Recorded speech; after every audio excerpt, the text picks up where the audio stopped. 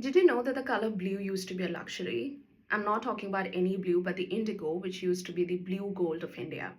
Indigo was so rare and expensive that only royalty and the aristocrats could afford it. But what is indigo really? It is a dye that comes from a plant called Indigo tinctoria, and the word indigo actually comes from a Greek word called indigon, meaning from India.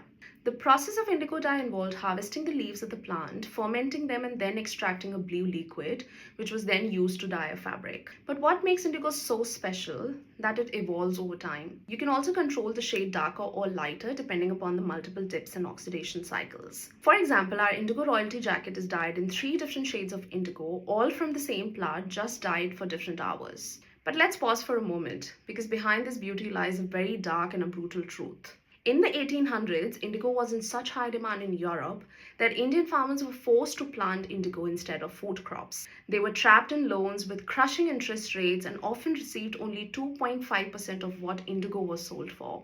Thousands of acres, especially in Bengal, were dedicated to its cultivation and they worked in horrible conditions. For example, this photograph from the 1870s shows workers waist deep in fermenting indigo vats, beating the liquid with sticks to add oxygen. This wasn't just labor, it was survival under oppression. All of this led to famine, unrest, and eventually indigo revolt by not just the farmers but also the noble scholars and writers. With it came a revolutionary play called Neel Darpan, the Indigo Mirror, by Deen Bandhu Mitra. It shook the British Empire so hard that even the translator Reverend James Long was jailed for publishing it. Isn't it wild that the color we so casually wear today, your blue jeans, once used to be the heart of a struggle between power, profit, and people?